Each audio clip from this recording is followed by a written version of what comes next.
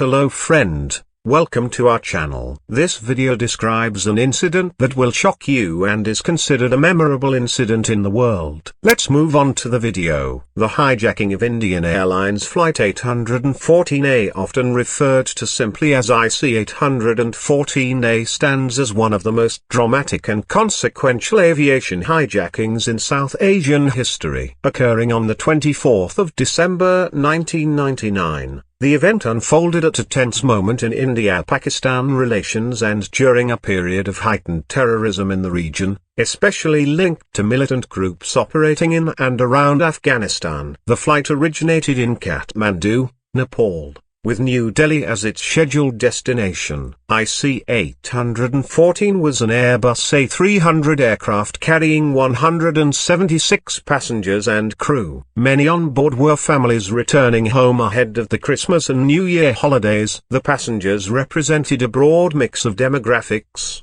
tourists, business travelers, students, and professionals. Until minutes after takeoff, it was an entirely routine flight, with no indication of the turbulence and terror that was about to unfold. The flight had barely crossed into Indian airspace when 5 armed hijackers stood up and forcibly stormed the cockpit. The hijackers were later identified as members of Harkat-ul-Mujahideen, HUM, a Pakistan-based militant organization operating in Kashmir and Afghanistan. They wielded knives, pistols, and explosives, immediately signaling their intent to seize control of the aircraft. As they barged into the cockpit, the hijackers attacked the flight crew. In the violent scuffle, one passenger, Happenin Katyala, was stabbed and gravely injured. He died shortly afterward. This killing would become one of the most haunting moments of the entire episode and provide a tragic reminder of the hijackers' ruthless resolve. After taking control, the hijackers demanded that the pilots divert the plane to Lahore, Pakistan. Despite emergency requests,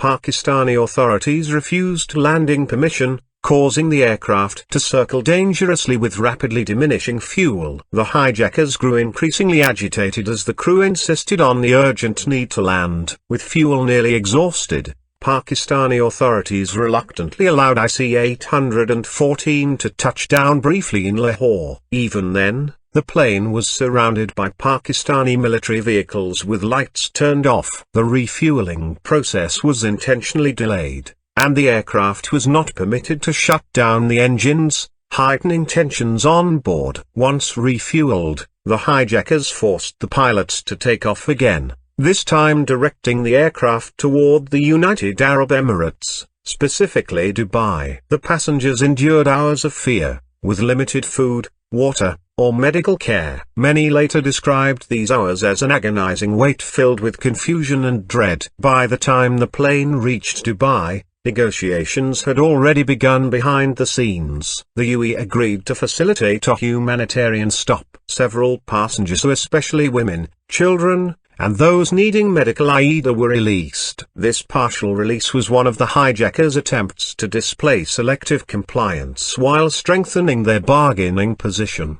Dubai also became the site where the body of the slain passenger Happenin Katyala was removed. His death was a grim reminder of the stakes involved and underscored the urgency with which India needed to defuse the crisis. The removal of his body was handled quietly, yet the symbolism of this act weighed heavily on negotiators. After refueling again, the hijackers demanded that the aircraft be flown to Kandahar, Afghanistan.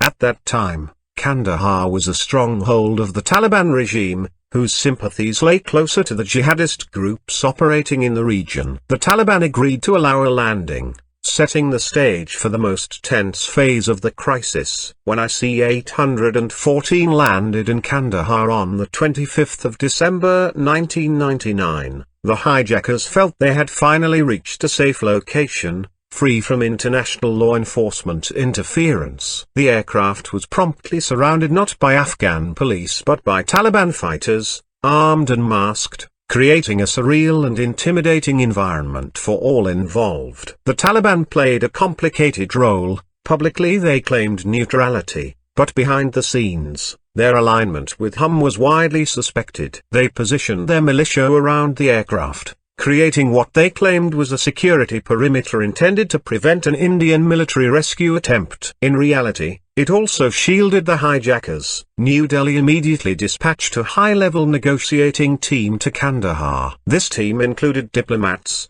intelligence officials, and aviation experts. The Indian government, led by Prime Minister Atal Bihari Vajpayee, faced immense domestic pressure. Families of the hostages camped outside government buildings, demanding a safe resolution. The hijackers soon outlined their main demand: the release of 3 jailed militants held in Indian prisons. These were Maulana Masood Azhar, a radical cleric; Ahmed Omar Saeed Sheikh, a British-Pakistani extremist; and Mushtaq Ahmed Zaga, a Kashmiri militant commander. The list made clear that the hijacking was a carefully planned, targeted operation. Among these 3, Masood Azhar was the most significant. His writings, speeches, and organizational skills made him a central figure in Pakistan-based militant networks. His release would have far-reaching implications, but the hijackers insisted that without him the hostages would not survive. India initially refused to release the militants,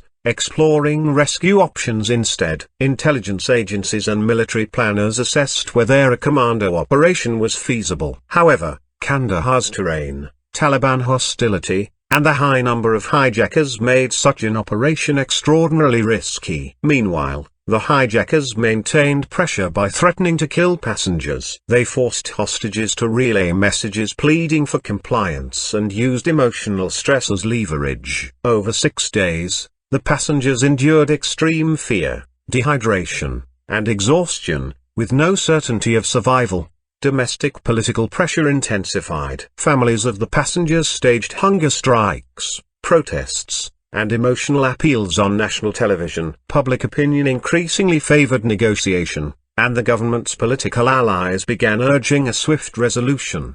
By the 5th day, India concluded that a military rescue was impossible without mass casualties. The government made the painful decision to negotiate directly. They began discussing the logistics of releasing the 3 prisoners in exchange for the hostages' freedom. Taliban intermediaries facilitated talks but maintained the appearance of neutrality. Indian negotiators found the Taliban's involvement unsettling, yet they had little choice. Kabul had limited influence over Kandahar's militants, making the Taliban the only available mediators. Details of the final negotiation were worked out on the 30th of December 1999. India agreed to release the 3 militants. The hijackers, in turn, agreed to free the passengers upon the prisoners' arrival. Both sides were mistrustful, but the stalemate could not continue indefinitely. A specially arranged Indian aircraft brought the released militants Azhar, Sheikh, and Zagara to Kandahar. They were handed over to Taliban authorities,